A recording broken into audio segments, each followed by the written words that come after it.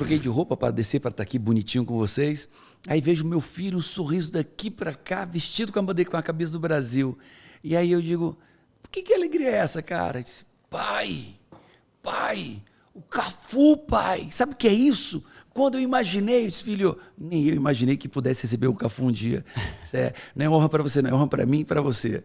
E ele tá super feliz. Eu vi ele com a camisa no bolso ali, ele ficava olhando, o sorriso dele realmente estava aqui. Ele falou, já estou preparado para pegar o autógrafo. Eu falei, a caneta está na mão? Ele falou, não. Eu falei, então você não está preparado, esteja preparado para as oportunidades. Mas é gostoso, né? Você vê o carinho das crianças, dos jovens, né? Principalmente dos jovens que não tiveram oportunidade de nos ver jogar, né?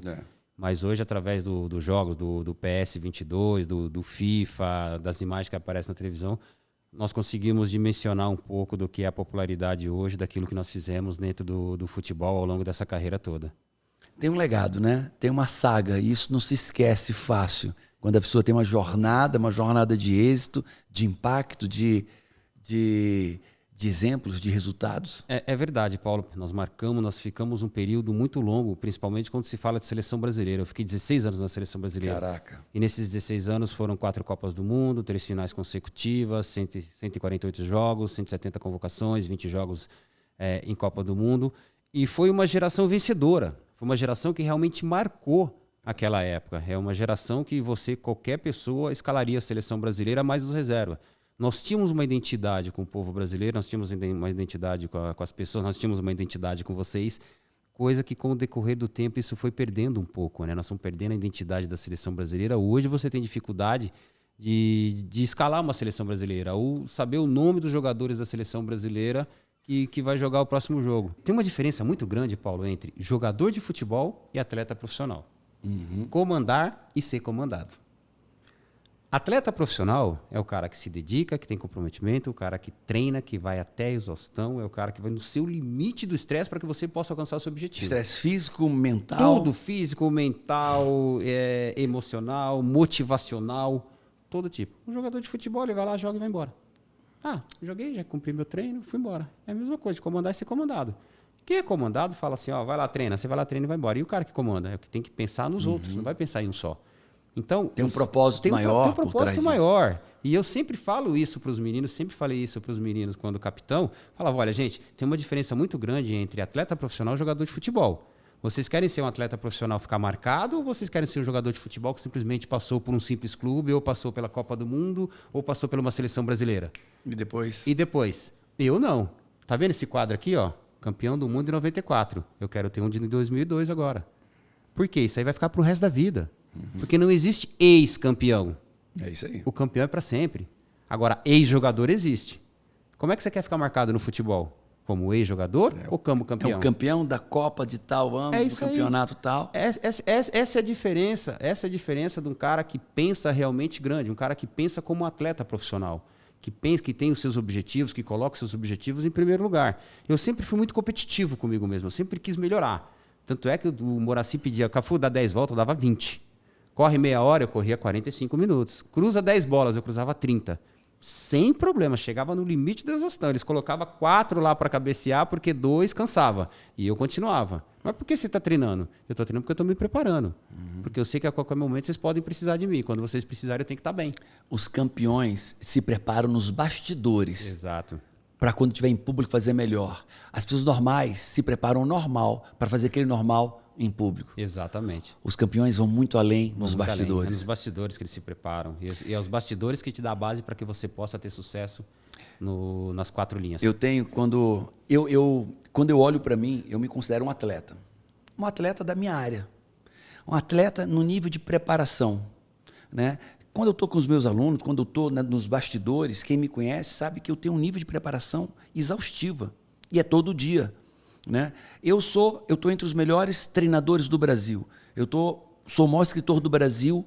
Então, e as pessoas, Paulo, e aí? Como é no dia a dia? Eu disse, não, filho, eu tenho todo dia 1 hora de preparação, 1 hora e 30 de preparação todos os dias. Eu tenho 9 exercícios que eu faço todos os dias. Exercícios emocionais, exercícios cognitivos, exercício físico e espiritual. Então eu me preparo todos os dias, 1h30, 1h40 de preparação. Fora atividade física, que é 1h30. Hoje 1h45.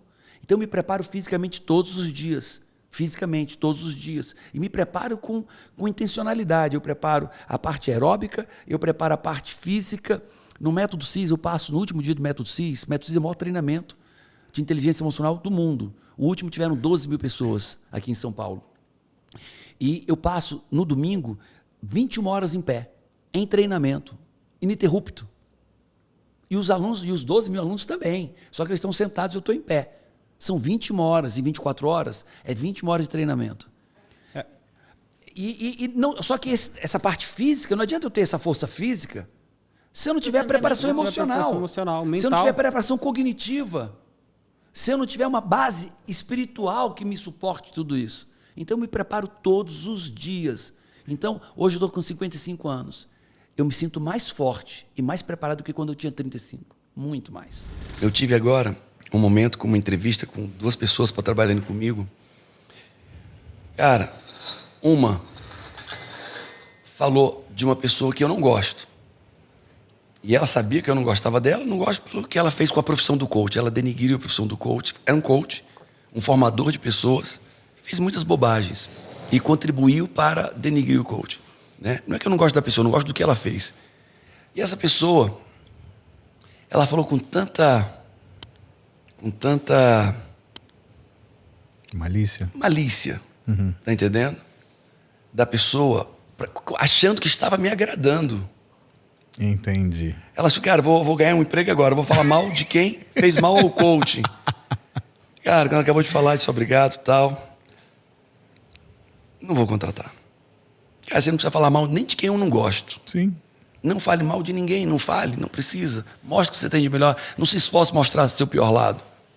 Falou mal dessa pessoa, um dia você vai falar mal de mim. Exatamente. Tem jeito. Deixa eu te perguntar uma coisa agora. Desculpa, vou cortar um pouquinho a sequência. Você consegue admirar quem você não gosta? Existe alguém que você admire, mas que você não gosta? Cara, é fácil. É muito fácil. É muito fácil. Eu compartimentalizo tudo. Tá entendendo? Tem um cara que eu não gosto disso, mas o cara é muito bom nisso. Que interessante. Eu olho pra isso, que o cara é bom demais. Nisso, o cara é nisso. Não, isso eu não gosto. Mas isso, o cara é extraordinário. Então, eu entendo que não tem ninguém perfeito, começando por mim. Uhum. E se eu for procurar, não preciso nem procurar, eu sei minhas falhas, né? Então, eu pergunto pra minha esposa. Ela sabe bem direitinho. Então, cara, todo mundo tem muitas coisas boas. Eu quero olhar para onde? Entendi. Eu vou mirar o meu olhar para onde? A Bíblia diz que se teu olhar for ruim, se teus olhos forem ruins, todo o teu corpo será ruim. Então, para onde eu decido olhar? Porque se eu olhar para as coisas certas, meu corpo todo vai ser bom. Se eu decidir olhar para o que tem de ruim, e é fácil olhar para as pessoas que elas têm de ruim. E se eu não achar nada de ruim, eu acho alguma coisa ruim também. As pessoas vão achar se quiserem. Então, eu olho para as pessoas e tento entender e buscar o que elas têm de bom. E isso me faz estar em paz. Dentro dessa mesma linha de pensamento, existe uma sociedade no mundo que algumas decisões elas são tomadas por 10 pessoas. Só que o que acontece? Quando as 10 pessoas concordam, eles chamam uma 11ª pessoa para discordar. Interessante. O que você acha de ter uma pessoa discordante na sua equipe? Você acha que isso é uma coisa que atrapalha o andamento das coisas ou você acha que essa discordância ela pode agregar?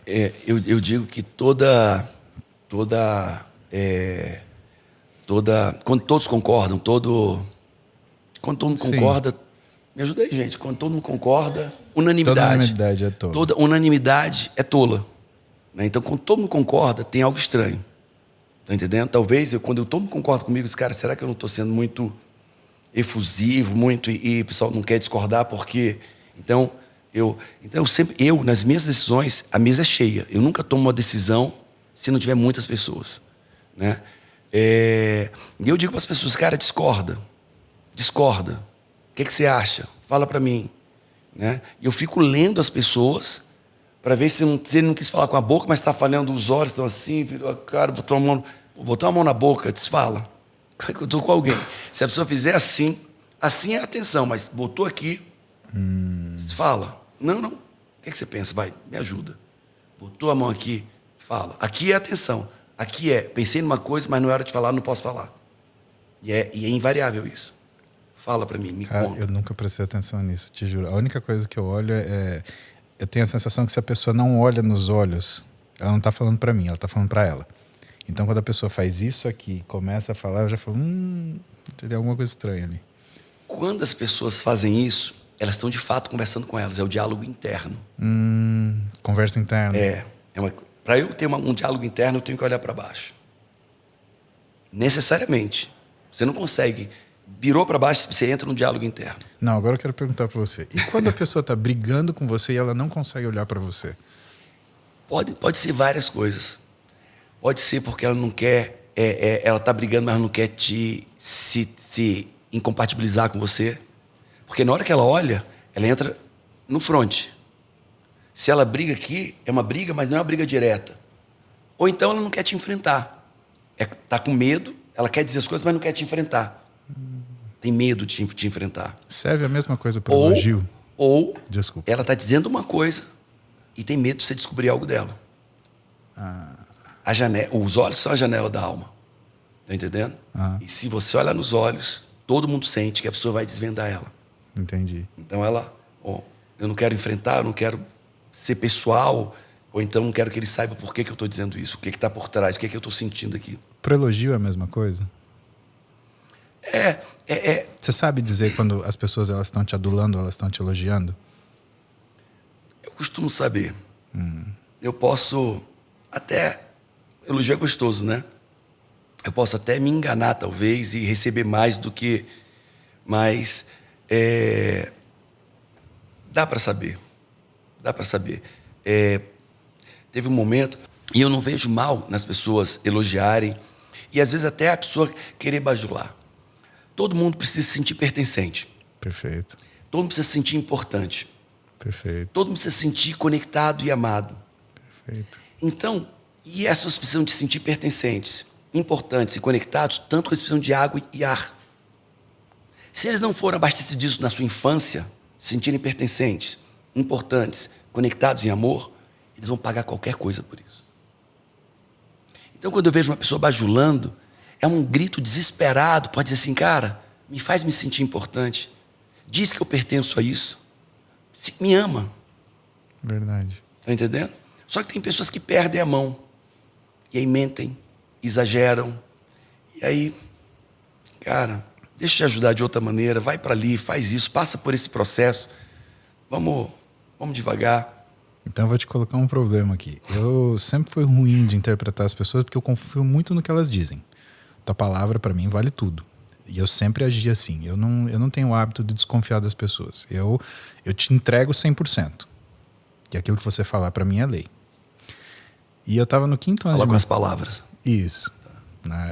Para mim aquilo entendeu o que eu disse? É um contrato. Falar com as palavras. Sim. Ou falar com o olhar, falar com gestos. Então, isso eu tenho dificuldade. Para mim, quando você entrega uma frase para mim, aquilo é um contrato. Né? O que você falou vale, independente. Porque eu acho que, até por conta da medicina, o que acontece?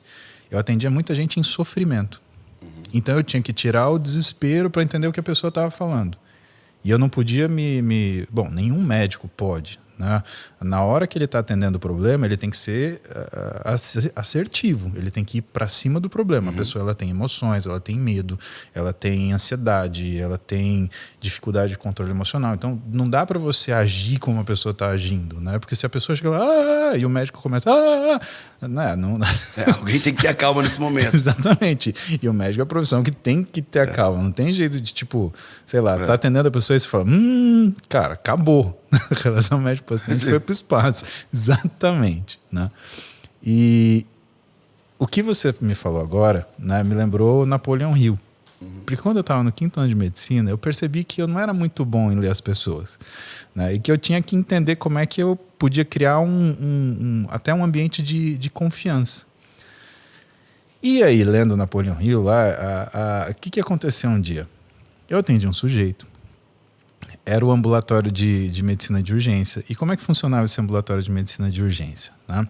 Tinha o pronto-socorro da Escola Paulista e colado, né, tinha a disciplina de medicina de urgência. Então, o que passava na triagem do Hospital São Paulo e que que era realmente uma emergência, ia para o pronto-socorro, que era uma urgência, nós atendíamos com uma série de professores. Então, imagina uma clínica que a sala de discussão tem endócrino, tem neurologista. Cara, Extraordinário. é extraordinário, né? Eu convivia com pessoas assim de uma estatura moral e científica que era assim, extraordinário. Eu era uma pulga. Então, ó, dá arrepio de lembrar, porque é uma chance que você não tem nem o que falar.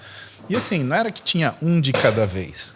Você entrava na sala de discussão, tinha 5 professores, cara. Um endócrino, um neuro, um reumato, um clínico, um cardiologista. Era um negócio foda. E tinha um professor que era o professor Constantino, que ele sempre falava assim, medicina é fácil, medicina está escrito. Aí eu falava assim, meu Deus do céu, quanto que eu tenho que ler para pensar igual esse homem pensa? Mas enfim, eu fui atender um paciente. Aí fiz um atendimento, acho que o sujeito, ele gostou de mim, eu fiquei todo feliz, né, porque eu senti que, né, criou um laço ali. Aí, antes dele ir embora, ele virou para mim e falou assim, ele fez uma carinha assim, tipo, faltou alguma coisa, eu olhei para ele, mais alguma coisa que eu posso te ajudar? Aí ele falou assim, o meu amigo tá com um problema, eu falei, põe seu amigo para fora aí, que eu vou ver o que tá acontecendo com ele. O cara, ele tava com, coitado, ele tava com gonorreia. Oh, meu Deus. E aí, ele tava com toda a vergonha. Ele falou assim, doutor, como é que o senhor descobriu? Eu falei assim, querido, quem em sã consciência, em vez de ir no médico, vai falar para um amigo, olha, eu tô com um problema, pingolim. Você ia mostrar pro seu amigo, você ia contar pro seu amigo? Não, você vai contar pro médico, então vamos resolver isso daqui. Aí tratamos ele, ficou tudo bem. E depois, assim, o susto do cara, e quando eu cheguei em casa pensando o que aconteceu, aí eu comecei a rir, né? Porque eu falei, cara, que risco, né? Porque eu fui fazer uma brincadeira com o sujeito numa situação delicada, mas funcionou porque tinha um ambiente ali de confiança. E eu entendi a importância de você fazer essa leitura da pessoa, do momento, da condição, da situação, da expectativa, da confiança. É bem interessante isso. Mas isso eu preciso te contar. Porque esse casal de amigos, ele foram assistir o Método CISI e a esposa praticamente empurrou o esposo para ir, né? E ele voltou maravilhado, achou lindo, o que mais teimoso do mundo, né? E ela virou para ele e falou assim, cara, foi tão bom, ele mudou tanto alguns aspectos da vida dele, que se ele não tivesse ido junto, a gente tinha se separado. Eu ouço isso muito. Agora, eu nunca imaginei que seria essa estatística, né? 40% tá lá para te testar ou para te... Hoje não. Eu nunca entraria para dar aula numa situação assim, eu não... né? Porque, até assim... Eu sei quem são as pessoas que falam mal de mim, que né, até me agridem para outros profissionais e eu penso assim, cara, eu vou fazer a pior coisa possível para essa pessoa. Um dia eu vou fazer essa pessoa vir e apertar minha mão. Porque você faz uma coisa ruim para a pessoa, Paulo, pelo menos, né, você tem aquela vingancinha naquela hora, o cara fica com mais raiva de você. Aí ele tem certeza que ele estava certo, entendeu? Agora, quando você faz uma coisa que o cara tem que dar o braço a torcer, cara, aquilo desculpa a expressão, mas é cagar um abacaxi do contrário, cara. Então, se tiver alguma coisa pior do que isso, me conta, porque... Quantas pessoas você chegaram para você para pedir desculpa? Uma pessoa. Sério? Uma pessoa. Porque eu acho que para você se desculpar, você precisa de muita coragem. Primeiro, você tem que admitir que você fez alguma coisa. Segundo, você pode ou não contar o que você fez para justificar a sua atitude. E terceiro, você tem que pedir desculpa, né? Eu acho que o ambiente médico é mais vaidoso. Eu acho que todo ambiente profissional, assim, ele tem um pouquinho disso, né? Eu acho que o ambiente médico é mais vaidoso porque... E impede eles pedirem desculpa. Porque você pedir desculpa, né, infere que você cometeu um erro. E médico não pode errar, né, teoricamente. Né? Quando você fala erro médico, qualquer erro, o médico errou. Né? É assustador. Mas esse cara, eu te falo, esse eu posso falar o nome, é dos meus melhores amigos, é o Valentim, ele é nutricionista. E aí um dia a gente estava sentado junto conversando, aí ele falou para mim, cara, Paulinho, eu preciso te pedir desculpa. Eu falei, por quê? Não, porque eu achava que você era um médico bombado, que você dava bomba para os pacientes. E aí eu estava atendendo uma paciente sua lá no norte. Ele tinha um consultório no Rio de Janeiro e eu acho que era no Maranhão, se não me engano. Aí ele falou que ele estava atendendo uma paciente minha no Maranhão. E aí ele começou. Não, mas ele te dá uma coisa, né? Ela, não. Não, mas não é possível, deixa eu ver a tua receita. Aí ele falou, viu a receita. Aí depois ele falou assim, não, mas ele te falou para tomar alguma coisa. Não, ele falou o contrário, que não era para tomar. Ele falou que era importante eu seguir a dieta e fazer exercício do jeito que a equipe de treinamento dele passou. E aí ele falou assim, cara, aquilo caiu minha cara, porque a minha paciente, ela não precisou te defender, ela só falou o que você fez. E aí eu olhei para mim e falei assim, como eu sou um bosta, né? Eu olho pro cara e eu acho que ele faz de tudo. Esse teve coragem de chegar para mim e pedir desculpa. Eu dou aula nos Estados Unidos, numa faculdade, em Orlando, há muitos anos. Mas nos primeiros anos, eu sempre dou aula julho e dezembro. Eu passei, depois do terceiro ano de faculdade, dando aula lá, passei 7 anos, os alunos, os professores da faculdade, alguns alunos estavam em mestrado e tal, me pedindo desculpa. Todo ano voltava, eu quero pedir desculpa. Cara, eu não sabia nem porquê. E muitos nem falavam porquê. Mas eu preciso lhe pedir desculpa, preciso lhe pedir desculpa, preciso lhe pedir desculpa. Eu nem sei, a maioria nem sei porquê. Eles nunca falaram porquê, mas pediam desculpa.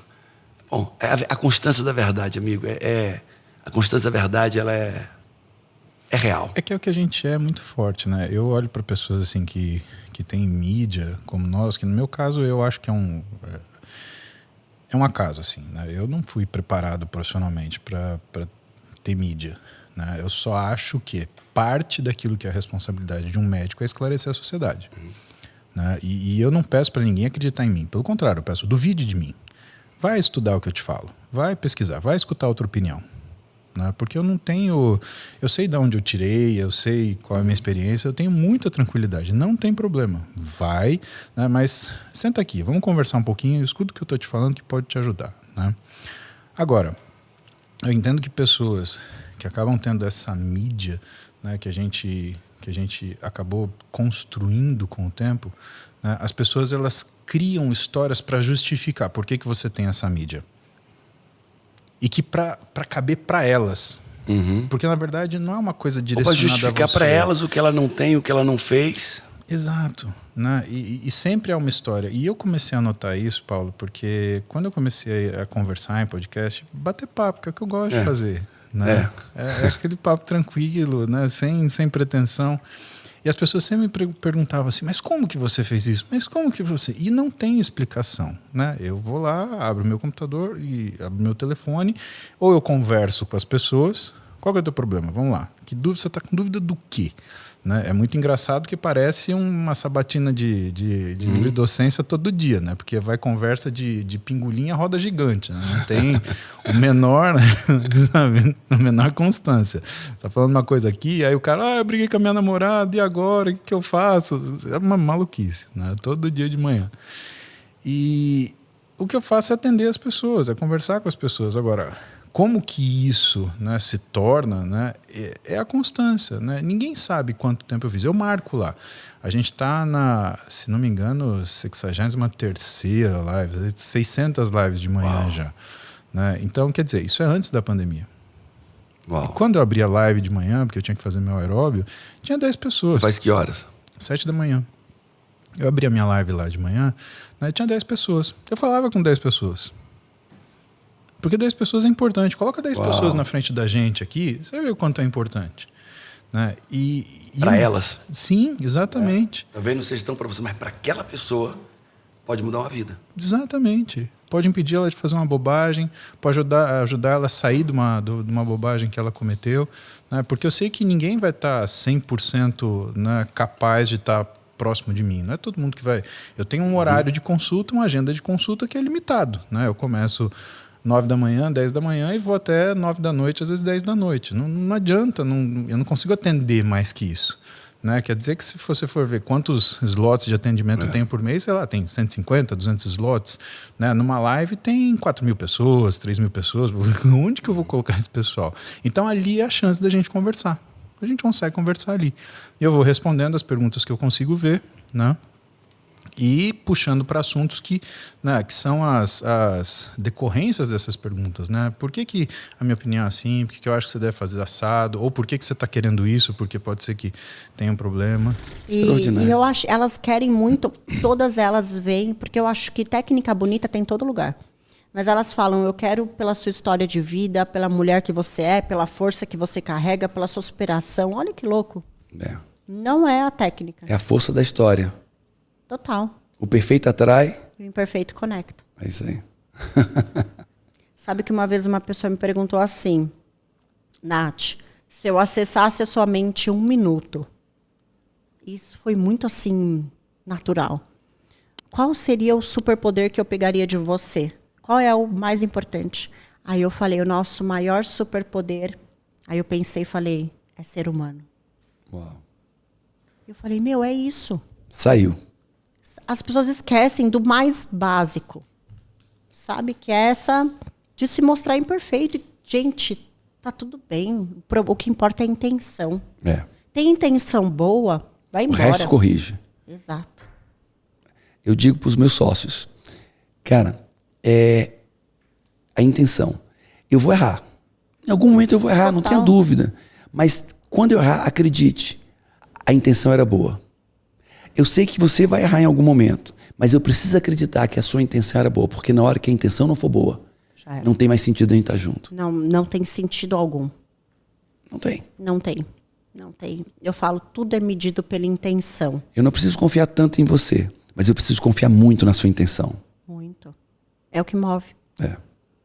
E não adianta você ter intenção ruim de benefício próprio ou que vai prejudicar alguém que você sabe que vai, porque a consciência é importante. É. Quando a gente sabe que vai prejudicar e faz, a má intenção tá ali. Agora, quando a gente não tem a consciência de que talvez a gente machuque alguém, mas que a gente tem uma intenção muito boa, beleza. Se corrige. Total. Muito poderoso isso, né?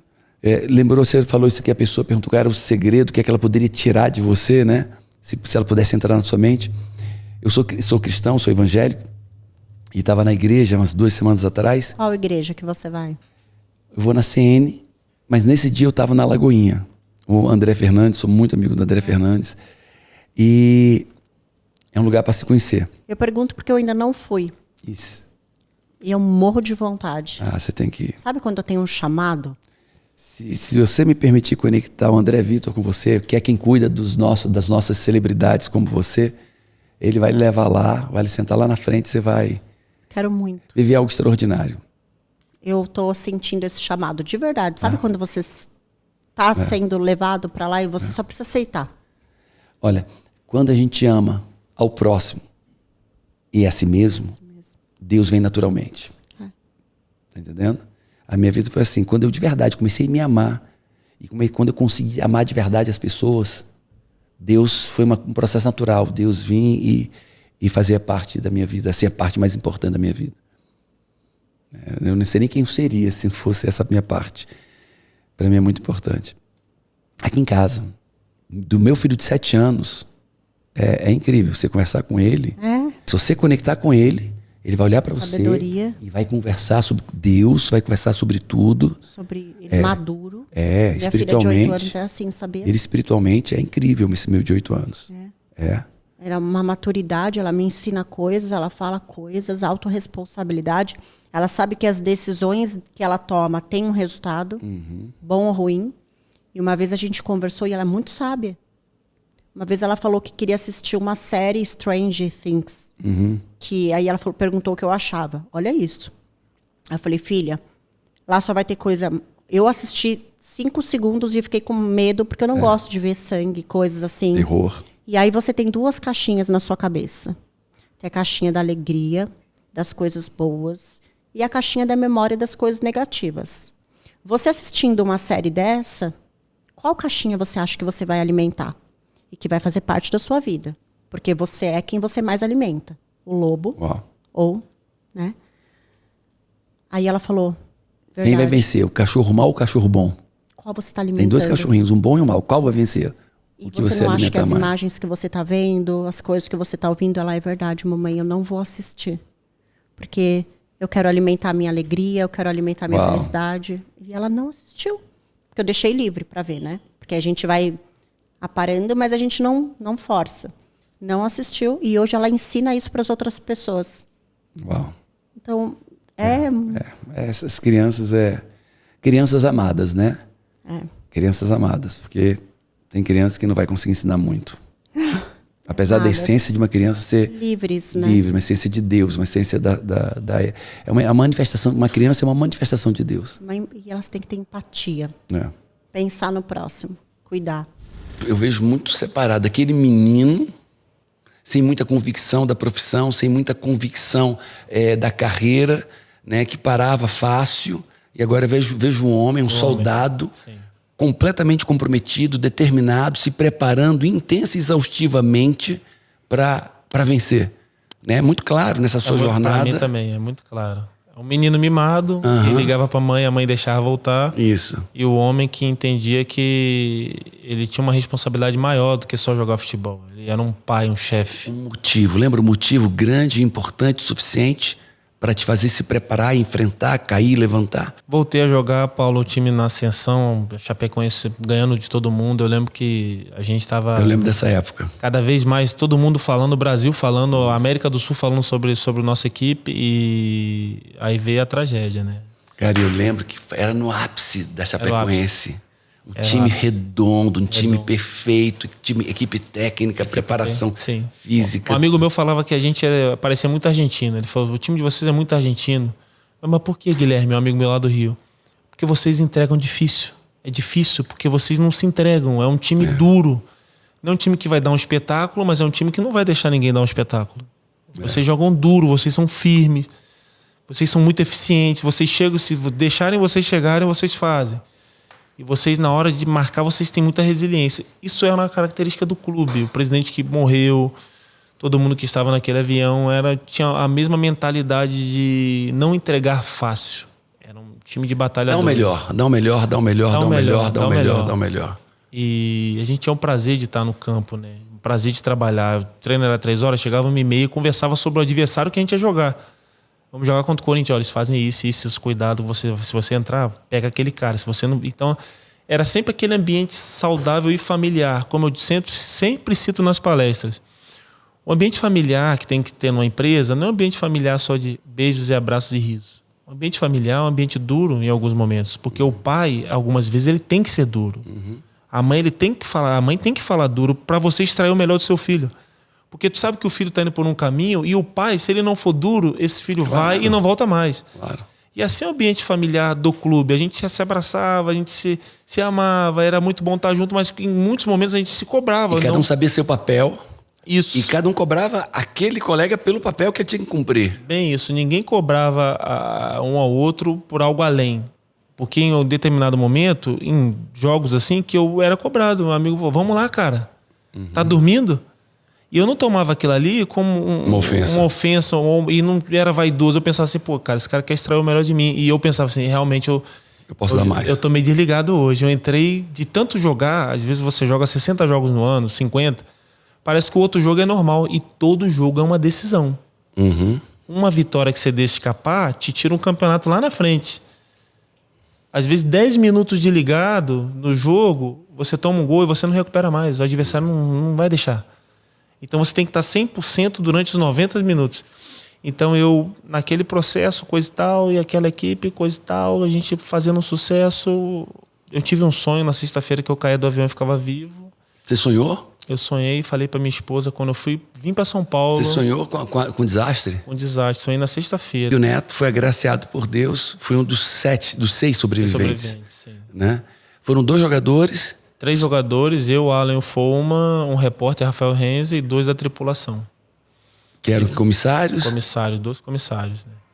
Então, assim, na tragédia foi muito duro, Paulo, porque assim, eu senti... No dia da tragédia eu senti um negócio muito ruim, um pressentimento muito ruim. Eu lembro que eu mandei mensagem para minha esposa quando eu acordei, tá tudo bem aí? Porque dentro do clube começaram a mudar os planos. A gente ia embora de manhã para Colômbia. Aí não foi mais, teve treino. Eu já mandei mensagem para cima, tá tudo bem. O acidente foi exatamente aonde? Foi lá na Colômbia, em Medellín.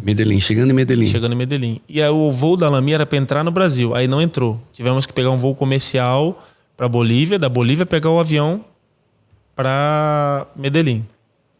Santa Cruz de la Sierra, Medellín. E aí naquele processo todo com muito medo, muito assim, coisa e tal, e liguei para minha esposa e quando eu entrei no avião em São Paulo, aí eu mandei mensagem para ela, ora por mim, que meu pesadelo hoje não tá legal. Tá calma, falei, não tá legal, tá estranho. E eu lembro que minha esposa, depois que eu sobrevivi e tudo mais, minha esposa e meu pai, eles falaram para mim, meu pai falou, meu filho, se tu não vai no avião, se tu não vai no jogo e dá um acidente, você fica maluco, que você abandonou seus companheiros. E se você também não vai no avião e não dá acidente, você ia ser o maior covarde da história, que você deixou de jogar uma final porque você teve um pesadelo. É. Ou seja, Deus sabia do que o ser humano estava fazendo de errado, porque depois saiu em todas as reportagens, né? Avião voava sem gasolina, levou um monte de... Deus sabia, vocês não. Então, é como se Deus desse um aviso. E não tinha como você sair desse aviso. Porque Deus sabia que você era corajoso também. Sim. Tô te avisando para orar. Levanta aí teus intercessores, ora. Sim. Porque Deus quer te livrar. Agora só vai se livrar se tiver oração. Tiver oração. E eu lembro que dentro do avião, quando o avião desligou, eu lembro de tudo. Assim, eu conversando com o Bruno Rangel, ele estava na janela, tinha um banco vazio e eu no corredor. Eu lembro que o avião desligou. Era um turbo-hélice, né? Não, era um avião bom até. É, mas era hélice. Não era hélice, não, era turbina mesmo. Era? Era turbina. E eu lembro que, assim, na conversa com ele, ele foi dormir, todo mundo foi dormir, eu fiquei escutando música, mas já nem pensava mais no pesadelo. E o avião desligou. Quando o avião desligou inteiro, eu lembro que eu me ajeitei no banco e pensei, meu Deus, tem misericórdia. Porque ele desligou e acendeu a luz de emergência. E o motor foi enfraquecendo. E eu pensei, não. Porque meu sonho foi assim, Paulo. Eu falei, não, eu não posso viver o que eu sonhei. Isso aqui acontece em filme, na vida real não existe isso. Eu lembro que eu olhei para a janela, porque eu estava bem no meio do avião na asa, eu olhei e falei, vai piscar a luzinha, ele está descendo. A minha cabeça começou a tentar me proteger, me aliviar, não, está descendo. Mas eu estava vendo que a situação era difícil. E a luzinha da asa não acendeu, não piscou. E eu comecei a orar, Senhor, tem misericórdia, Jesus. Tem misericórdia de nós. E eu falava, Jesus, eu fiz uma oração bem simples, Paulo. Eu falei assim, Jesus, eu li na Bíblia que tu fez um monte de milagre. Tu pode fazer esse milagre, tu nos ajuda. E eu sempre orava por nós. Porque na minha ótica, não existia vida se nós não ficássemos vivos. Eu sabia assim, ou nós ficaremos, ou nós morreremos. Mas o que eu via, nós morreremos. Acabou. E era um choque, porque eu pensei, acabou, não veio meu filho, meu pai, meus filhos, minha esposa. Só que no íntimo, dentro de mim, dizia algo, ora que Jesus é o único que pode salvar. Então, eu orava com a boca, Paulo, falava, Jesus, tem misericórdia, filho de Davi, pilota esse avião. Eu orava com a boca. Mas os meus olhos, eles me mostravam algo contraditório. Tipo assim, acabou, meu amigo. Acabou. E o avião descendo, você vendo ele descer. E aí o avião perdeu o motor. E eu lembro que começou eu escutar. Você anda de avião, você não ouve o vento. É. Eu ouvi o vento. Ele planando. Ele planando e tremendo. Até uma hora que ele começou a tocar um alarme. Pi, pi, pi, pi. Aí já tremia muito. Aí minha última frase foi, Jesus, eu sei que tu é real. E se eu ficar vivo, eu vou falar no mundo inteiro que tu existe, que eu sei que tu é real. E eu não lembro mais de nada. Eu já lembro lá em dezembro, quando acordei, sem entender nada. E quando o acidente? 28 de novembro. Acho que eu acordei dia 11 de dezembro. Acordei pra vida. Eu lembro que eu olhei pra minha esposa, eu só queria falar pra ela uma coisa. Deus esteve comigo o tempo todo. Eu não sabia do acidente. É que eu tive uma visão, Paulo, que eu achei que eu tava dormindo, né? Eu não sabia que tava em coma, eu não sabia nada disso. Você tem lesão na cabeça? Tive. Isso aqui é abri o crânio, tinha terra dentro do crânio. Aqui. O cara que me achou... Paulo, o rapaz que me achou, Marlon Lengua, ele falou pra mim, Neto, eu não fui procurar você. Todo mundo foi embora, não tinha chance de sobrevivência. E eu fui lá perto do avião, onde estavam os destroços, porque eu era um torcedor da equipe que vocês ganharam, eliminaram, Júnior Barranquilla. Eu torcia pro Júnior Barranquilla, eu fui lá ver o avião da Chape, né? Eu pensei, poxa, mas como é que pode, né? Tão jovens, tantos sonhos, e fui lá ver. E quando eu fui lá ver, escutei um gemido. Um gemido de muita dor. Só que seu gemido, Neto, era de 30 em 30 segundos, 40 em 40 segundos. E naquele gemido aquilo ali me deu um choque. E eu chamei pro outro policial que estava longe, para ele me ajudar. E ele não queria me ajudar. Ele achou que eu estava louco, que eu tinha trabalhado muito de madrugada, que eu estava viajando. Já tinha contado os corpos? Não. Já tinha contado os corpos, já. Mas assim, na ótica deles, impossível ter sobrevivente, porque já tinha passado de 6 a 8 horas. Então, o que eles acharam vivos, eles já levaram. E os mortos, que era a grande maioria, e tinha até bastante machucados, né? Então, eles não tem como. E aí o companheiro dele aceitou a ajuda E ele falou, Neto, como é uma mata fechada, onde o avião caiu, bem no meio do mato, 1 hora de estrada de chão para você entrar naquele local. 1 hora de carro? 1 hora de carro. O barulho da chuva, ele é ensurdecedor, porque o barulho da chuva nas árvores, na mata, ele faz um barulho maior. E eu passei ali e escutei teu gemido. Aí eu chamei o outro policial, ele escutou o teu gemido. E aí a gente acendeu o celular, foi no meio dos escombros. Isso à noite? À noite. Lá já era de manhãzinha, o sol já... Mas ele falou assim, tinha muita neblina por causa da chuva e frio, muito frio. Acho que eram 12 graus. Meu Deus. E ele falou assim, eu tirei os escombros, fuzilagem, pedaço de árvore, e tava você. Gemendo, tentando fechar o crânio, que estava aberto, esse corte até atrás, estava aberto com terra dentro. E você gemendo, fazia assim? tentava fazer assim, eu tirava a tua mão, porque na ótica minha tu tava com uma dor na cabeça. E claro que tava, pelo que eu vi. E tiramos você de lá.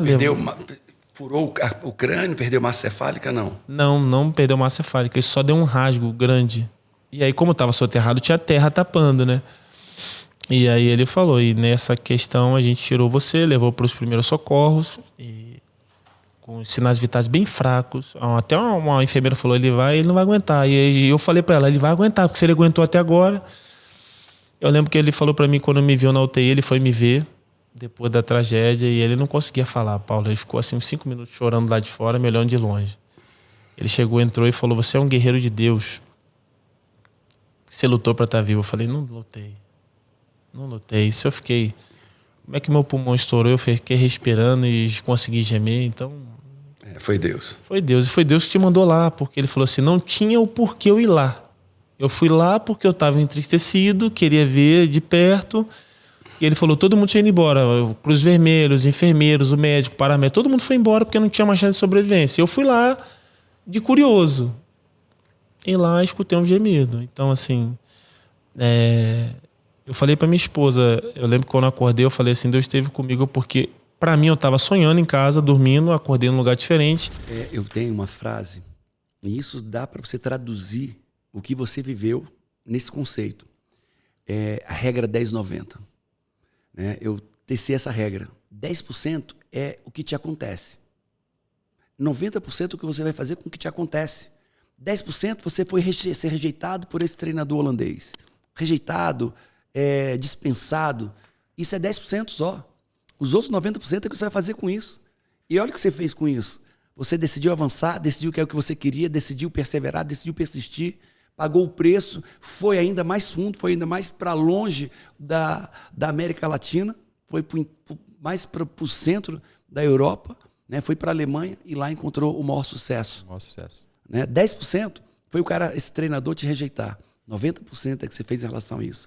Teriam muitas pessoas que depois disso iam ficar deprimidas, fracas, iam aceitar qualquer outra proposta menor, voltariam para o Brasil, sentindo pequenos, frustrados. Exato. 10% é o que acontece, 90% é o que você faz com o que acontece, e aí você entende o que é que você fez. Isso mesmo. E valeu muito a pena, porque até na questão da propriedade que me deu, né? De ter passado, de ter vivido, eu acredito que as dificuldades ela nos dá propriedade também, né, Paulo? Para passar, para falar, para depois de alguma forma você contribuir com as pessoas, que eu acho que a vida é muito isso, é contribuir, as pessoas saírem melhor do que entraram na sua vida.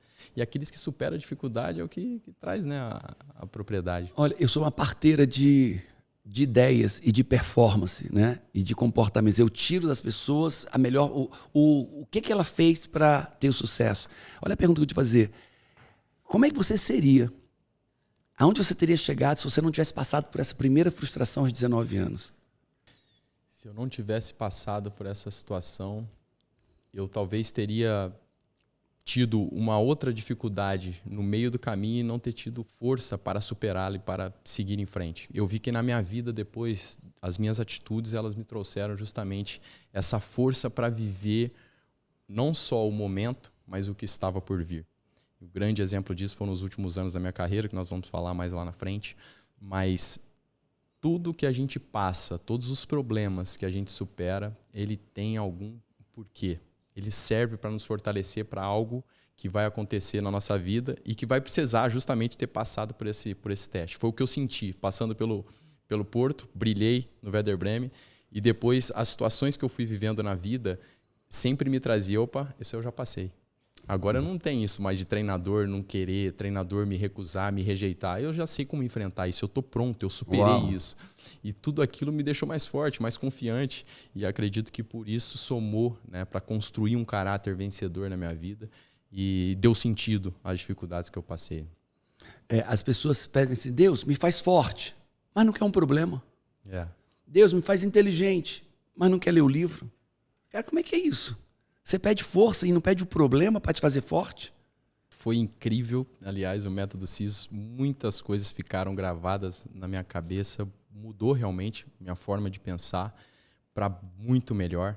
Você falou lá de crescer e contribuir, você falou da reprogramação das crenças, comunicação, pensamento, sentimentos. Uau, e crença. Caraca, ele Você falou a estrutura, a matriz da geração de crenças completa. Você falou da força do ecossistema, que eu achei incrível. O que mais me conectou naquele momento foi a velocidade zero, como hábito de vida, maneira de viver, aquilo foi sensacional. Tem muitos conteúdos ricos assim que eu aprendi demais, mas o que mais me chamou a atenção foi no terceiro dia, cansado, porque, cara, vocês têm que entender que, assim, que eu admirei muito, você e tua esposa, vocês são linha de frente, né? E isso, eu imaginei que eu vou ali e vocês aparecem pontualmente, vocês que construíram tudo aquilo e tudo bem, né? Mas não, são linha de frente. Eu vi você ali em cima do palco horas e horas, e palestrando, e apaixonado, e com quase 8.000 pessoas, e eu tenho palestrado, eu sei a dificuldade que é prender a atenção das pessoas por 50 minutos, 1 hora. Você consegue fazer isso por horas e toca nas pessoas e faz assim, é algo excepcional. E no terceiro dia, depois de horas palestrando, eu falei, pô, queria tirar uma foto com você, né? Porque fica ali, é muita gente, cara. E aí eu subi lá, falei, pô, quero tirar uma foto com o Paulo, tudo. E só 1 minuto, eu fiquei alguns 20 minutos ou mais ali. Você ficou ajoelhado, cara, no palco, atendendo as pessoas. Depois que tinha acabado ali, você falava com as pessoas ajoelhado, uma por uma. Aí até o teu assessor assim, pô, Diego, desculpa. Eu falei, desculpa, cara. Pô, o que eu tô vendo aqui é maravilhoso. Então, assim, eu quero te parabenizar. Legal. Porque ali tá transformando vidas, mas não só com parte técnica, que é maravilhoso, e científicas realmente, que traz clareza, mas assim, com parte humana, tem pessoas de verdade ali. Então, assim, parabéns. Foi um prazer participar. Minha esposa vai participar também. Uau. Enfim, método CIS, pessoal. Vale a pena. Vamos para lá. Eu vou fazer também uma formação em coach. Esse cara aí é uma fera. É isso. Caraca.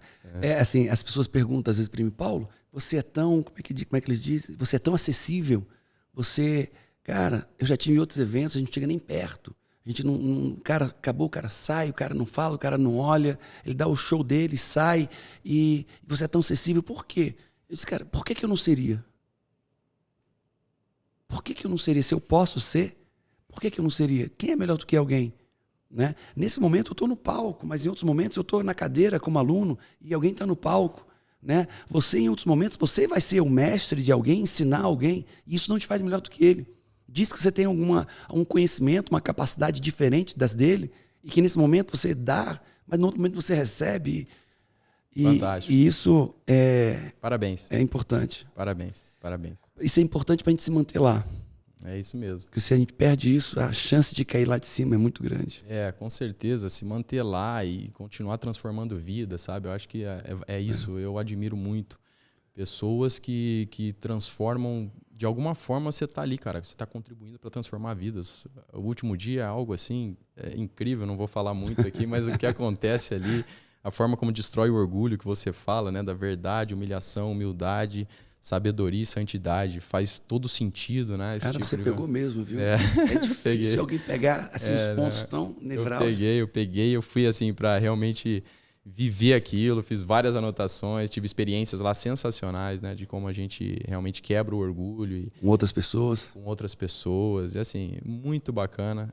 E acontece porque tem esse tipo de pessoas aí, como você por trás. Parabéns. Vamos juntos, irmão. Vamos embora. Fiquei encabulado agora. Quem é que deita à noite para botar com os 3 filhos, quem botou a vida inteira para dormir? Quem deita à noite na cama para botar você para dormir? E nesse momento a gente faz o quê? O que é que a gente faz à noite antes de dormir? Ora. A gente conversa sobre a palavra de Deus. Muitas vezes lê a Bíblia. Então, assim, são pequenos hábitos que você coloca na sua vida. que os seus filhos conseguem perceber nos atos que você realmente ama, que ele é prioridade para você. E aí sim eles podem crescer emocionalmente fortes. Sabe o que eu estou lembrando de ser emocionalmente forte? A Júlia é tão emocionalmente forte, quando ela fez 12 anos, ela chegou assim, pai... Não precisa expor isso. Ah, vai. Vai. Posso falar? Curioso. Tá curioso? Ela disse assim, pai, tá resolvido. Tinha 12 anos. Pai, tá resolvido. Eu disse, o quê, filha? Quando eu fizer 18. Não, senhora. Quando eu fizer 18. Não, senhora. E eu não tinha Hoje já 11 anos, fez tinha uns 20. 13 anos. Hoje já tem 12 anos. Tinha 12 anos. Ela chegou assim, pai, tá tudo resolvido. Eu tinha dado uma bronca nela, eu tinha dado um não. Ela disse, pai, foi lá, voltou. A Júlia sempre de boa. Pai, tá resolvido. O que, filha? É o seguinte, você me dá um apartamento igual o seu, você me dá um motorista, um carro e dinheiro. E você não precisa mais tomar conta de mim. Eu me Mas se viro preocupar sozinha. comigo. Eu disse, tá bom, eu te dou um carro, um apartamento como esse, um carro, Motorista. motorista, dinheiro, e agora eu não preciso mais dar ordem de você, te ser pai. Tá pai, preparado porque ela tá vai livre, dizer? tá Ela vai livre. dizer, eu tenho quase 20 Não, e ainda não, quero não, tudo não, isso, não. pai. Mas agora eu quero, agora eu preciso de tudo isso. Se você quiser me dar, eu acho que agora eu mereço tudo isso. Ô, Júlia, você merece mais que isso. Ai, eu te amo. Escutou? Mereço mais que Merece, isso. filho, merece palmada. Pai. Melhor do que pra mais. É? Eu já levei muito, eu falo assim, ela já levou muito. Porra. É brincadeira. Aquele menos não levou na casa. Ai, Ok, vamos papai. lá. Mas Vai lá, levou, amor. mas levou. Levei. Próxima Levou. pergunta, doutor PV Cash. Agora, Camila, como nós construímos um futuro extraordinário? Uau, sobrou pra mim essa pergunta. Ai, Aqui. posso começar respondendo Vai, ela? filha, vai. Posso Pode. começar? A gente falou isso, inclusive, na live que a gente fez o lançamento do PDA. A gente falou sobre isso. O futuro que nós vamos viver daqui a 5 anos, o futuro que você vai viver daqui a 10 anos, ele é a consequência do estilo de vida, dos hábitos, da rotina, dos ciclos que você decide não encerrar. Hoje, o estilo de vida que você A gente vive podia hoje... sintetizar tudo isso na sua rotina. Na sua rotina ou estilo de vida? Porque rotina, o estilo de vida É, está dentro da estilo de vida tá rotina. dentro da Então, rotina. a rotina que você vive hoje determina o futuro que você vai viver amanhã. A rotina que você possui hoje, os hábitos que tem dentro da sua rotina, aquilo que é inegociável para você fazer todos os dias, define como vai ser o seu futuro amanhã. Um futuro próspero é construído por uma rotina hoje de pessoas que se capacitam, que estudam, que se tornam peritas. Pessoas que têm um casamento de sucesso amanhã são pessoas que investem seus tempos, seus recursos, se capacitando para se tornarem pessoas que possuirão um casamento de sucesso. Então, como construir um futuro de sucesso? A realidade é que não é tão complexo assim. Primeiro, precisamos entender que nós precisamos sintetizar todo o nosso foco, tendo a visão clara do futuro. Pronto. A visão precisa estar tava clara do faltando futuro. isso. A visão precisa estar clara do futuro. E com a visão clara do futuro... Calma. Vamos respirar. Tá rápido, né, filho? Ela tá Eu me empolguei. Pum, pum, Desculpa, pum. eu me empolguei. Então, o primeiro passo é... Visão Quando clara do fala futuro. visão clara eu sei o que eu quero para minha vida amanhã. É Eu isso. sei como eu quero viver. Eu sei a casa que eu quero morar. Sei o corpo que eu quero Sucesso ter. financeiro que Sei eu quero como é ter. que é o casamento que eu quero ter. Sei como é que esteja minha carreira profissional, minha empresa. Então, a clareza fotográfica, vamos falar assim. Fotográfico. Do Você futuro. consegue fechar os seus olhos e enxergar Pronto. como vai estar a sua vida daqui a 5 anos, daqui a 10 anos. Casa, carro, corpo, Corpo, família, emoções, filhos, relacionamento, casamento. Objetivo específico. Ok. Agora, já sabemos que essa é a primeira fase. Agora vai lá. E depois disso? Depois que você entendeu, você precisa olhar para esse seu futuro e entender quais elementos você precisa construir hoje. Quais coisas, quais hábitos, quais rotinas, quais estilos de vida você precisa construir hoje para que esse futuro se torne real amanhã. Olha só. Filha, faltou só uma chave aí poderosa. Quando a gente sabe onde quer chegar, a gente só consegue definir qual é o estilo de vida, qual é o plano de ação, quando a gente sabe onde está também. Perfeito. Então, tem que reconhecer aonde eu estou hoje, Perfeito. ok? Tenho que olhar para a minha Com o vida. estado Essa é a atual. casa que eu quero ter, essa é a casa que eu tenho hoje. Para eu conquistar isso, eu preciso de esse plano de jornada. ação. Qual é o Jornada. caminho, qual é a estratégia, qual é a jornada para todas as áreas da vida. Eu tenho que Perfeito. ter a visão, mas eu tenho que conhecer com verdade o meu estado atual. Aí sim eu consigo montar uma rotina, agir na direção certa do que eu quero. Então, pronto, fechamos. Eu sei, eu tenho que saber onde eu quero chegar, eu tenho que saber onde eu estou hoje, e tenho que ter uma rotina diária de comportamentos e hábitos que me levem daqui para lá. Perfeito. Olha só, quando eu estou com alguém, ele diz, Paulo, onde é que eu vou chegar na vida? Isso é muito simples. É muito simples. Descreve aqui a tua rotina das últimas 2 semanas, de segunda a domingo, de hora em hora, que eu te digo onde vai chegar. Como assim? Se eu souber com você a tua rotina das tuas semanas, eu sei onde você está e sei onde você vai chegar. E eu não preciso ser adivinho, não. Porque eu estou vendo uma jornada. 2 semanas mostra para onde você está indo. 2 semanas olhando sua alimentação. 2 semanas olhando sua atividade física. 2 semanas olhando sua produtividade profissional. 2 semanas olhando seu relacionamento com seus filhos. 2 semanas olhando seu relacionamento conjugal. 2 semanas olhando sua relação com Deus. 2 semanas. Eu sei onde você está e é óbvio, eu sei aonde você estará. Simples assim. Então as pessoas dizem, de repente meu casamento acabou. Não. Você vem destruindo seu casamento há muito tempo. De repente meus filhos se perderam nas drogas. Não. Você vem deixando seus filhos de lado, sem limites, com grosseria, falta de afeto, amor, falta de limites há muito tempo. De repente eu adoeci. Não. Quanto tempo você é sedentário, se alimenta mal? 2 semanas. De uma agenda, de uma rotina de vida, eu sei onde a sua vida vai acabar. Perfeito. Uau! Filho, o que mudou na sua rotina de ontem para hoje? Praticamente. Fala aqui, Dan. Fala aqui. Hoje eu não tive nada pra fazer. Foi tranquilo? Foi. dia de descanso? Não, Não? Foi chato. não. Foi o quê? Não, porque teve amigos em casa para brincar. E não teve nada para fazer? Quem foi que veio aqui em casa hoje? Jonas, O Jonas? É. Só o Jonas? o irmão dele, Ah, e o irmão dele. Dani, eu tenho que uma é um pergunta. neném de 2 anos. É, então não deu para brincar Dani, muito com mas ele. eu tenho uma pergunta para te fazer. Pensa na sua rotina, nos esportes que você faz, nas atividades que você faz. Você está lembrando? Eu lembro de todas. Lembra de todas. Quais são os esportes que você faz? Peraí, cara, deixa eu só fazer essa pergunta. Quais dessas coisas você acha que são mais importantes para te tornar um menino disciplinado, perseverante? Quais desses esportes, quais atividades, o kumon, talvez, o judô? Quais dessas coisas na sua rotina? Mas fala 3, as 3 que você acha que são muito importantes. Para as pessoas saberem. Elas não sabem quais vocês fazem. Fala aqui perto do microfone. As 3 principais. É, que te torna Que você um garoto entende que te extraordinário. torna alguém melhor. Que faz, Mais que gera inteligente. ganhos para sua vida. Todas as áreas. Mais inteligente, mais focado, mais disciplinado. É o seguinte, o que você gosta de fazer da sua rotina? Esporte, de tudo. Esporte. Qual? Futebol, tênis Ah. e judô. Ok, muito bom. São os 3 Eles esportes te que eu tornam faço. alguma coisa boa? Eles te evoluem? Sim, Em quê? evoluindo na minha velocidade, Na sua velocidade, na minha força. na sua força, É bom pra cabeça também, né? concentração. É, Ah, recebi hoje elogio seu do professor de judô. é. Ele disse que você mudou de faixa. Eu gosto de um rapaz agora. Tá em qual faixa? Azul. Parabéns. Papai tá orgulhoso, viu? Tô na 3ª faixa. Caramba, mudou 2 vezes de faixa? Sim. Dani, e qual é a sua visão de futuro? Que faixa você quer chegar? Fala no microfone. Na faixa laranja. Faixa laranja? Não, roxa. Roxa é a última? Eu acho que é a penúltima. Você não quer chegar na última? A última é a preta, e aí você tem que se tornar professor. Ah, entendi. Você não quer ser professor, né, Vitor? Gostei. Ei, tem uma história engraçada na nossa casa. Um dos princípios, lembrei agora. Na nossa casa, por princípio, tudo que se começa se termina. E a Afinal, quem para no meio do caminho não chega em lugar nenhum. Como é que é a frase, filho? Fala aí. Não, ó, Quem? quem para no meu caminho não chega em lugar nenhum. Então fala devagar agora. Quem para? Quem para no meio do caminho não chega em lugar nenhum. Você já parou alguma coisa no meio do caminho? Não.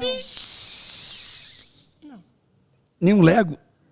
O Lego é outra Peguei ele agora. O Só Lego, cuidado com o um microfone Lego. dele. Teve um Lego que eu tive que parar. Por quê? Não tinha tempo para fazer toda hora. Sabe o que se Eu não faz? tinha tempo para fazer em um dia. Porque quando eu comecei ele já era de noite. Ah, você não parou, você interrompeu para continuar na outra manhã. Não, pai. Eu demorei um mês inteiro para terminar esse Lego. Sério mesmo? Isso tá parecendo É historinha. sério. Não é historinha, não? Eu dei um tique de Lego que demorou mais de uma semana, mais de 2 semanas para terminar. Foi. Mas terminou. Terminei. Então você não parou no meio do caminho, cara? Eu parei. Não, você interrompeu para dormir, para estudar, mas continuou. Tem um Lego que faz mais de um ano que eu não monto ele. Tá, Aí tu parou no meio do Eu caminho. parei porque não tinha tempo. Terrível! Essa história do parar no meio do caminho, né? Lá em casa sempre foi uma disciplina forte. Muito. Muito forte em relação a isso. A Júlia, eu lembro que a Júlia sempre foi muito intensa. E a Júlia sempre, tudo que inventava, ela queria fazer. Mãe, lançou curso de teatro na Gente, escola. eu já fiz Aí ela se teatro, eu fiz matriculava no pintura, curso de teatro. fiz violão, Mãe, vai curso guitarra. de pintura. Aí entrava no curso de pintura. Mãe, curso de guitarra. Guitarra, Júlia. Eu fiz. Mãe, eu quero fazer curso de guitarra. Rádio, guitarra, televisão, tudo que inventava ela fazia. Aí depois de, sei lá, um ano, mãe, cansei. Ah, não. Começou, termina. Aí ela disse assim, eu vou ter que ser faixa preta de karatê. Gente, nessa história eu cheguei à faixa roxa de karatê. Esse é o meu objetivo. Esse é o objetivo, né? Pois é, eu cheguei na faixa roxa de karatê com, tipo, 12 anos, porque eles falaram, se você não começou, você só vai sair quando você terminar. Então, pega essa dica aí para a sua vida, não só para os seus filhos, para a sua vida. Tudo que você se propôs a fazer, termine. Nem que você veja que no meio do caminho não era o que você queria. Termine só para você treinar a sua mente a fechar ciclos. Fechar ciclos. Tá? Essa é uma dica poderosa. Aqui tem um homem de resultados, um homem de sucesso, um homem que está te ensinando a trilhar um caminho de êxito. Uau, fala mais. E foi isso. E assim, você atingiu os pontos todos. Já fez a leitura crítica do que foi minha vida. Minha vida foi uma vida de medo. Medo do quê? Medo de ter o futuro do meu pai. Uau. Então, eu atribuo muita qualidade ao medo, tá, Paulo? Também. Sabe por quê? Porque o medo, quando bem utilizado, te faz levantar da cama mais cedo. Uhum. O medo, quando muito bem utilizado, te faz pensar mais uma noite antes de tomar uma decisão. O medo, quando muito bem utilizado, te faz pensar 2 vezes antes de comprar algo pro teu prazer, do tipo, poxa, eu tô com a minha empresa voando, um amigo chega e fala assim, vamos comprar um barco? Aí você, vamos, tal, você tá ali tomando uma com o cara, você, não, vamos, isso que a gente faz aqui. Aí à noite você olha e fala assim, cara, pô, eu vou tirar R$1 milhão da minha conta, minha empresa tá voando. Aí você tem medo. O medo te impede de atravessar uma avenida com os carros passando. Ou seja, o medo te mantém vivo quando bem utilizado. As pessoas falam muito da coragem. Como se o medo fosse sinônimo de covardia. Não confundam covardia com medo. Fala mais. Covardia e medo são coisas diferentes. Covardia é quando você tem tudo na tua mão, de prós e contras, mas você não tem a coragem de avançar. Ou porque você é um acomodado, ou porque você é um medroso. Uhum. Medo é dominar com mais qualidade, com mais competência, as variáveis. Fala, opa, eu não estou me sentindo seguro. Ou seja, falta o quê? Mais variáveis a serem analisadas. Como eu tenho medo, eu vou me preparar mais. Como eu tenho medo, vou me cercar das pessoas certas. Como eu tenho medo, vou me precaver mais. Como eu tenho medo, vou planejar mais. Mas vou agir. E o medo, quando é muito utilizado por uma pessoa que não tem covardia, vira a voz da consciência. Uau. Por exemplo, eu moro relativamente distante daqui. E o meu medo de chegar atrasado num compromisso com um cara que eu admiro como você, eu saí mais cedo. É isso aí. É isso aí. O medo planeja, o medo previne, o medo te deixa precavido, o medo te faz planejar, o medo te faz te cercar das pessoas certas, das ferramentas certas, dos recursos certos. Só não confunda medo com covardia. Isso. Tá? Porque aí o covarde é o cara que não vive, né? Covarde é o cara do médio. Não existe... todo cara covarde, ele é médio. Não existe outro cara diferente. Ele é médio. Ele não é fraco e ele não é forte. Por que ele não é fraco? Porque como ele é covarde, ele guarda tudo, ele retém tudo, ele não perde um dia de trabalho, ele não falta, ele não ousa, ele é Caxias, cara. Então ele não vai se ferrar, ele não vai ousar, não vai se ferrar, não vai quebrar, mas também ele nunca vai conseguir ser grande. Por quê? Porque ele vai ser médio, cara. Ele nasceu pra ser médio. Ele é covarde. Acabou. Eu acho que a maior competência de um empresário multidisciplinar é quando ele sabe delegar. E saber delegar não é entregar trabalho. Delegar e ter resultados. Tem muito delega, mas não tem resultados. Não. Delegar e ter resultados. Delegar não é entregar trabalho. Delegar é você trazer essa pessoa para perto de você e ela entender como isso funciona e como um filho você tá ali de mão dada com ela. Uau. Tá ali de mão dada, mas ele tá agindo. Uau. Isso aí é extraordinário. Ter uma empresa, conduzir uma empresa, ser sócio de uma empresa e ver ela crescendo, sem você estar aqui, sem você ter que estar dentro da operação dela, é extraordinário. Operação, exatamente.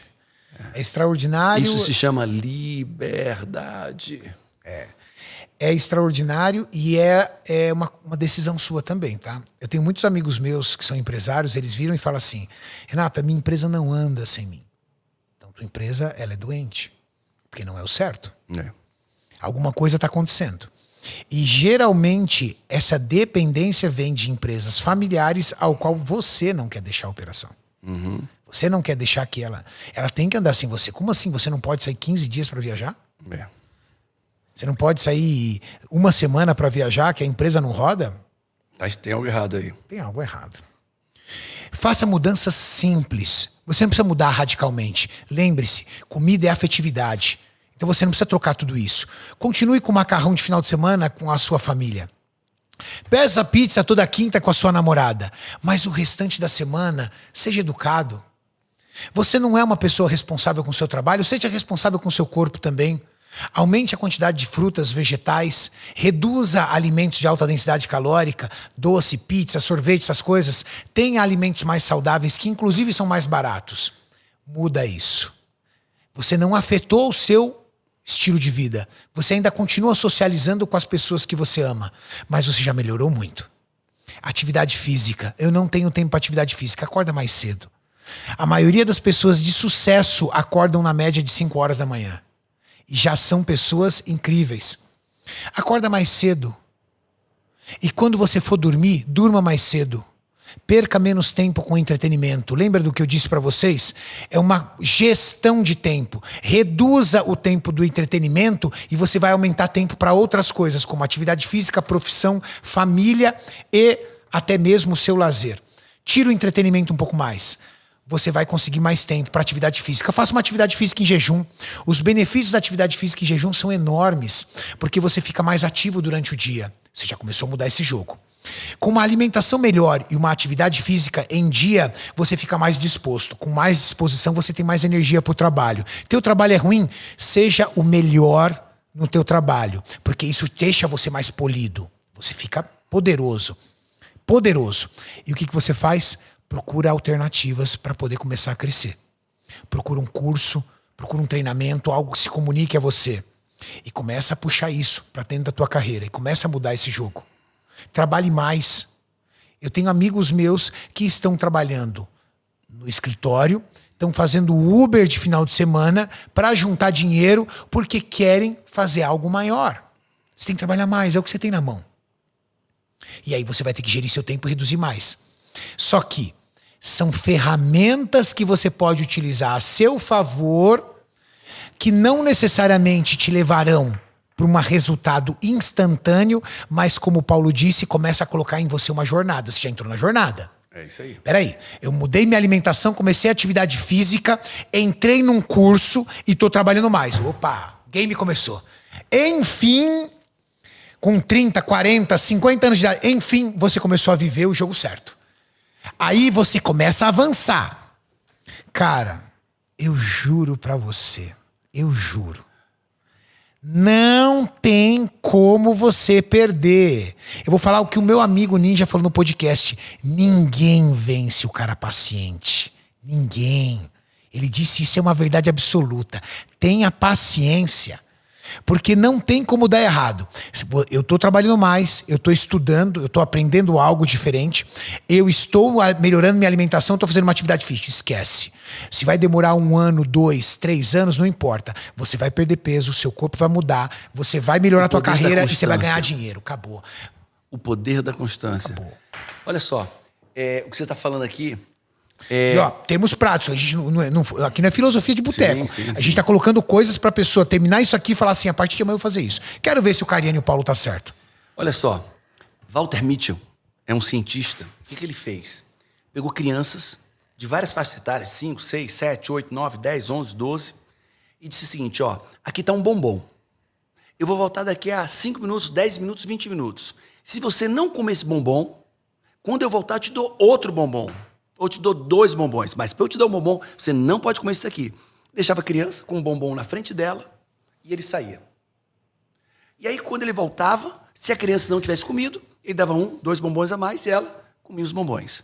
O que ele constatou? Isso foi feito pela primeira vez na década de 70.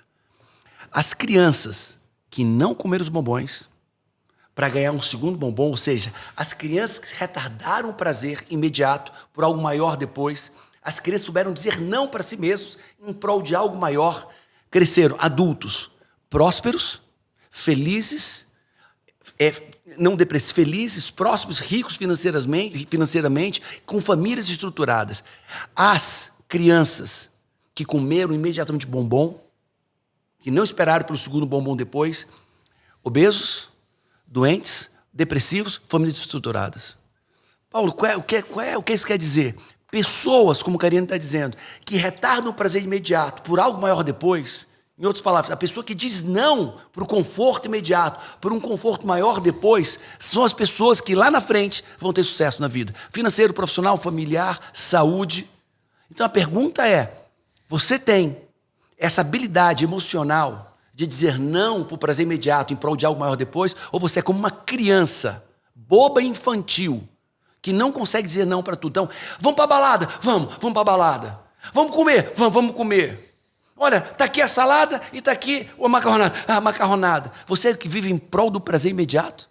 Ou você é aquela pessoa que consegue dizer não para o prazer imediato em prol de algo muito maior depois? E aí está, talvez, a primeira característica de uma pessoa de sucesso, de fracasso. Você precisa definir isso em você. Quem você é? A criança infantil, imatura, que quando o prazer vem, se agarra no prazer, no conforto? Ou aquela que diz não para o prazer imediato para conquistar algo maior depois?